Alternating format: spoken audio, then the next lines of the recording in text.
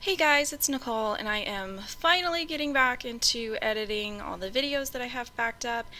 This is a part 2 to a scrapbook series on my channel. In video 1, I walked you through a kit that I had created and a scrap lift.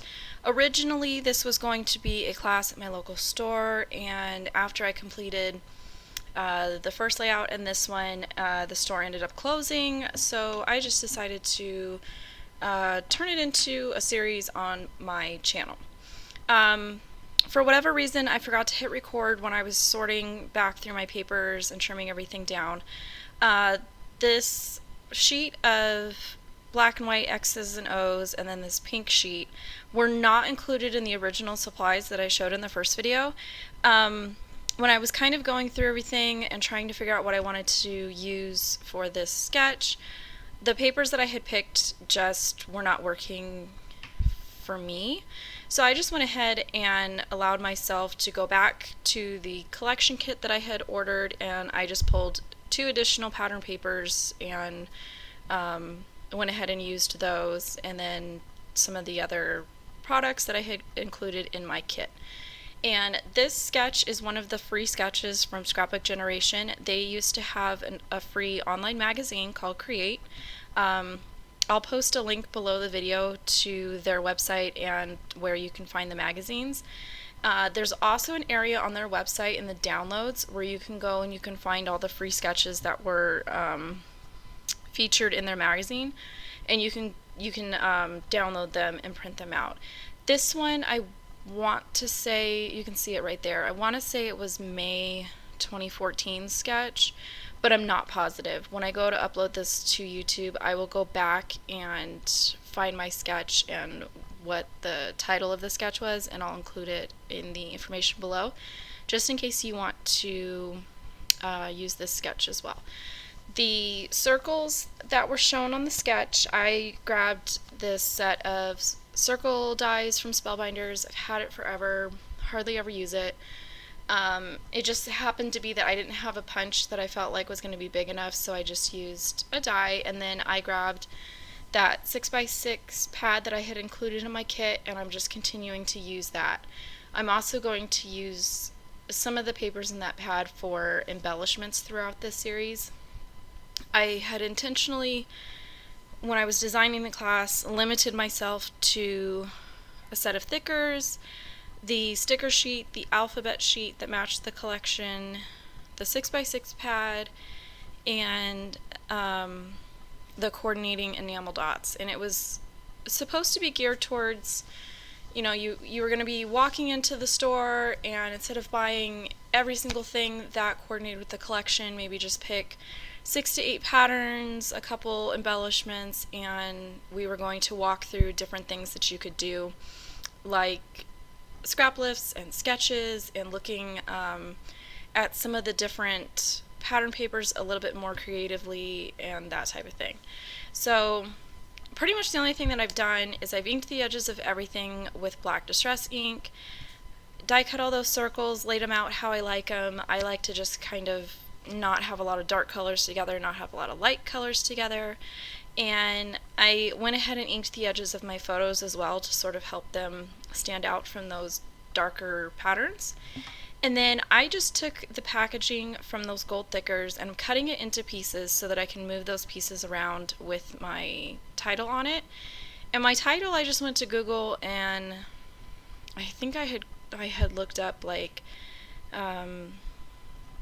baby girl phrases or something like that, and I found this one, and I think it was Shakespeare, I'm not 100% positive, but it just says, and though she be but little, she is fierce. And it was basically, I just wanted a long title because I wanted to be able to use all the different alphas. That was part of my thought process when I picked that alphabet sticker sheet and the set of thickers to use in the kit. And at the time, the class, I wanted to discuss more interesting titles, and not just putting sweet girl or you know, these photos were taken when she turned 1. So I wanted something that would be longer, that I could kind of play with the different colors, the different sizes, and the different fonts of the letter stickers that I had picked out. And this was just kind of what worked for me. I went ahead and grabbed a sheet of vellum. I just kind of felt like the X&O pattern paper was so bold that it needed something behind it, and I believe the sketch indicated like another pattern or a cardstock or something, and my go-to tends to be vellum. I just kind of like the way it looks behind photos as a mat. So I'm going to go ahead and attach that to my page, and then I forgot that I shouldn't have put the adhesive on the vellum.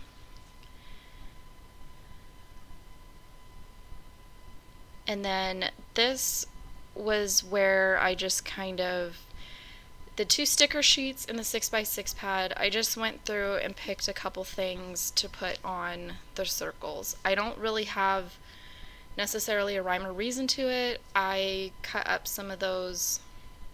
They were a pre-printed design on one of the papers that's covered with little Polaroid frames. Well, when you look at it on the 6x6 size in the pad, if you cut them apart, you kind of get almost like ephemera pieces or die cut pieces, and I just didn't want it to be all stickers. So I had cut a couple of those. I think I did 3. And then I like to just kind of do different items or different things when I'm doing stuff like this. So one of the circles kind of had more floral icons. Some of them were very simple and just had, you know, maybe a phrase and some enamel dots, but I did try to keep similar items or similar icons to each circle, if that makes any sense.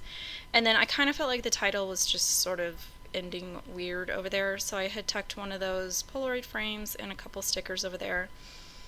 And in those type of clusters, I do kind of like to have a little mix of everything that I've been using. So like here you can see on this circle, I just used a bunch of the floral stickers, one of the phrases, and I trimmed the end into a banner. And then the one you can see kind of out of frame on the right, I had just used another sticker and a heart.